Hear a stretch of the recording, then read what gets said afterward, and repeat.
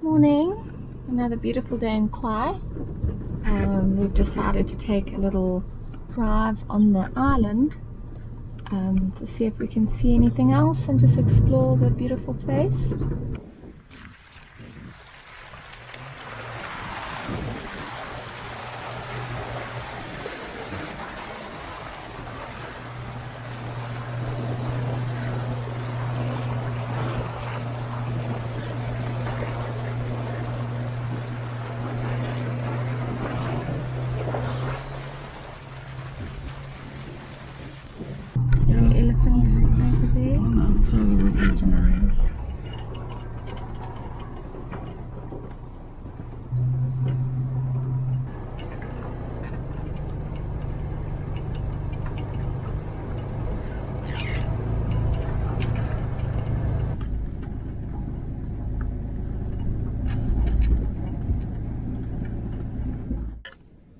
I'm ecstatic. I think I'm going to burst into tears. We've just come across a pride of lion. How many would you say there are, Leon?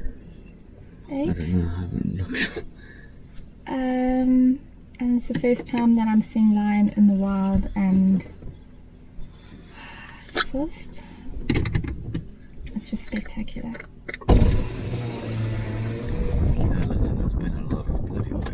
It's been a lot of blood, sweat and tears trying to find predators and cats.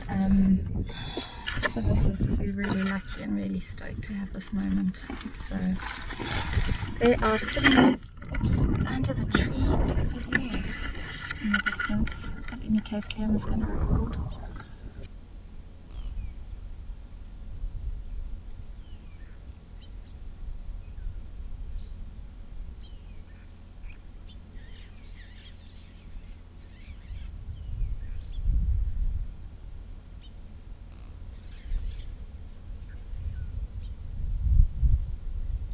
Nine lionesses all snuggled together underneath the tree. There's actually another, babes. In that tree too, underneath that one there's also another lion. So there's probably quite a few scattered around here between the bushes. So we've broken the lion spell. Yeah. Khwai and I have a thing. Snow is allergic to us. Like, really allergic. We lived in Europe for a year and a half, and it didn't snow until the day we left, and the day after we left they had a massive blizzard. And we also have the same thing with lions. For some reason we just never get to see lions. We always miss them, like by an hour or a day, or we just never get the opportunity to see them. But you know what, we've got this place all to ourselves. There's not another vehicle in sight, and it's just absolutely wonderful and peaceful to watch without having 20 cars on top of you. Yeah. And I think it's been well worth the wait. So yeah, hopefully this is going to be the start of a few more sightings. It's just sure. There's a young male there with them. You can see on the left hand side.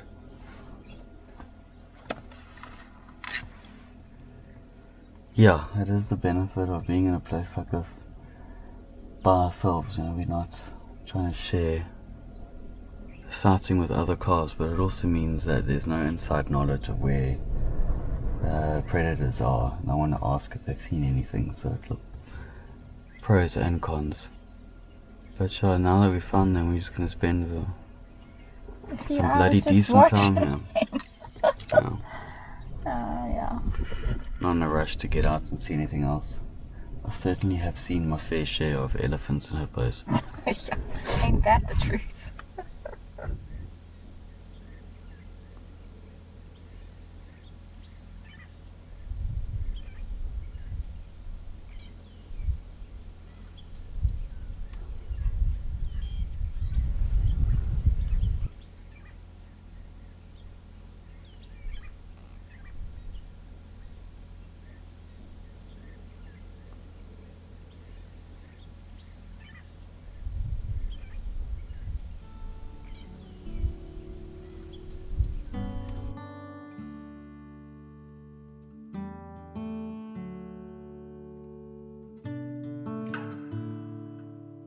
Place under the tree, not too far from the lions, and we're just making ourselves some jaffles.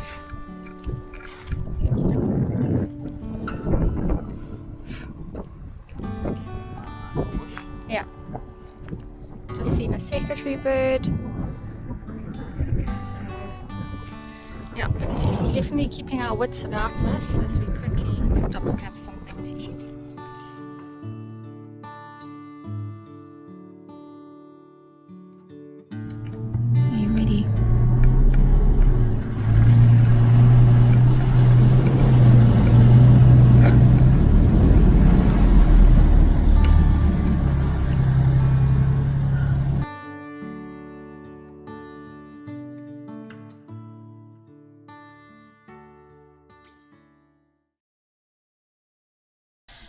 We're back in camp and we've been welcomed back by 2 huge buffaloes, which is very cool. So we're just going to savor our last evening here at Khwai, and we're on our way to Northgate tomorrow. Hope we're going to fit in a Makoro excursion tomorrow morning. Very, very hot day. It must have been about close on 40 degrees. So we're just going to pull up a chair and have a cold one now and just enjoy the buffalo across the water grazing.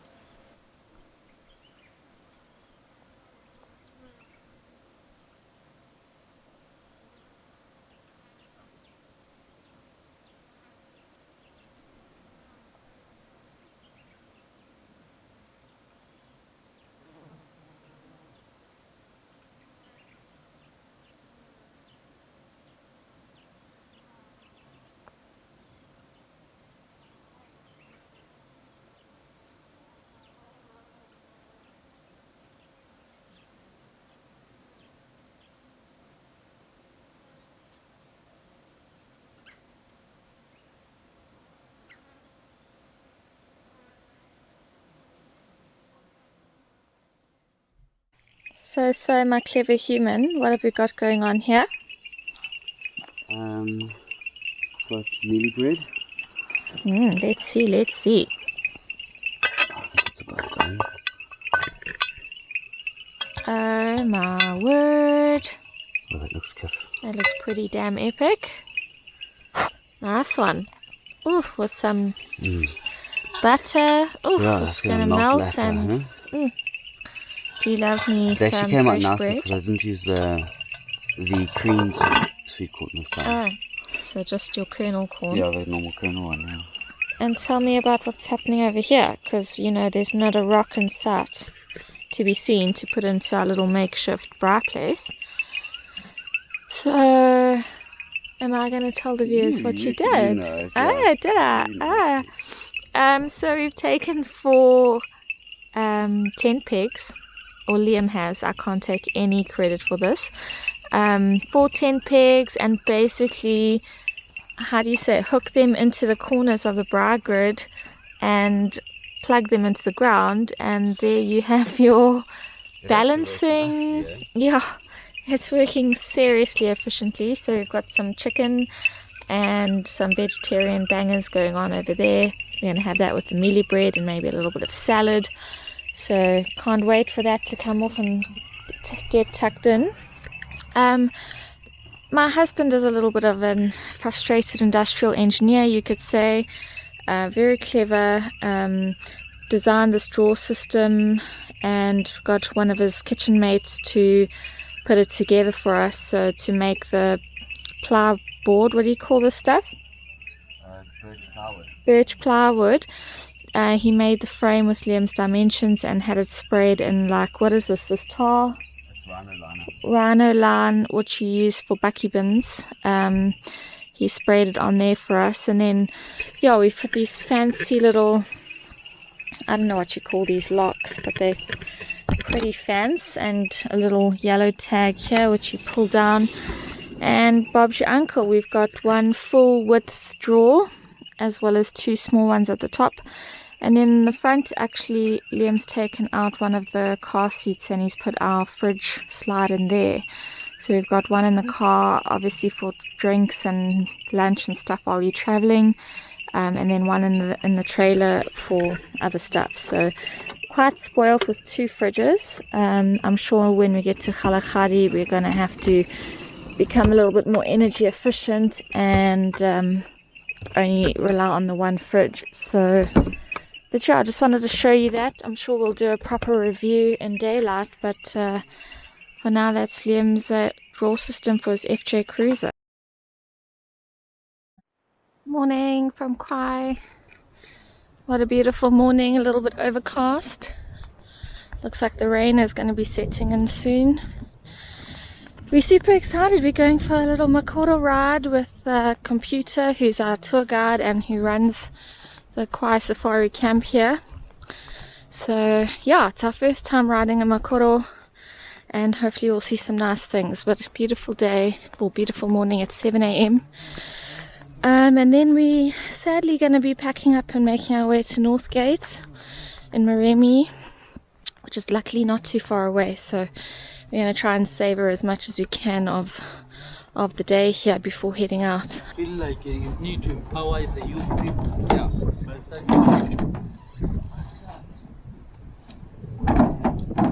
Wow, that's a frog here, see?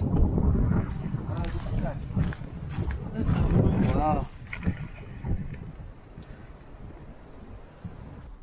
So welcome to Khwai Safari Grounds, Makoro Station.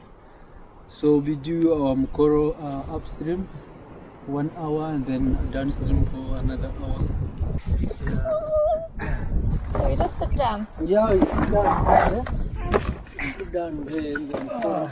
Oh, it's comfortable, huh? Yeah, that's how you, Very comfortable. that's how Makoro is. I started Makoro when I was 7 years. Sure. Because I am born and raised in the Delta. So our elder brothers, they were started doing this when we come to the water, then we'll be trying to start to learn how to paddle Makoro. And then by that time it was only wooden Makoro ones. Wow. And then it was very interesting. When we were young, you spend the whole day by the river side, enjoying Makoro, learning. So by that time you was not able to paddle it well. When you try, you fall down in the water. When you try, you fall down in the water, things like that. You are only allowed to take 2 people at the same time in a 1 Makoro. Okay. Yeah, that's how we've been given. Trained. More people get too heavy and Yeah, and then the Makoro end up sinking like that. yeah. And you see those most aquatic plants which is in the water there. They are not just there for decoration, but they do some of the purpose of cleaning up the water. Okay. So the delta water is one of the most cleanest water because it's cleaned by the plants that you see inside there. So that's how they are. They do their duties like that. And works like that. So the waterback is what? It's got a marking that looks like a toilet seat on its back. On the back. That's how, that's how the waterback looks like on the back. If you check it properly, see straight, it's a toilet seat. So someone's painted the toilet seat white and it's set down. Yeah.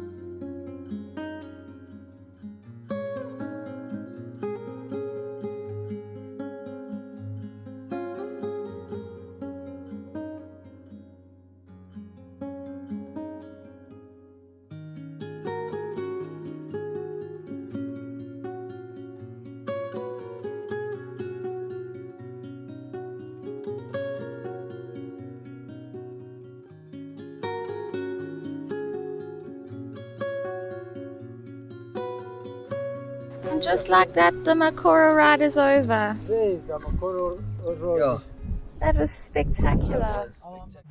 If you ever wondered what a lion poo looks like, this is it. It's about 2 weeks old. So, back at camp. Not looking forward to packing up and leaving this place. Sure, it's amazing here.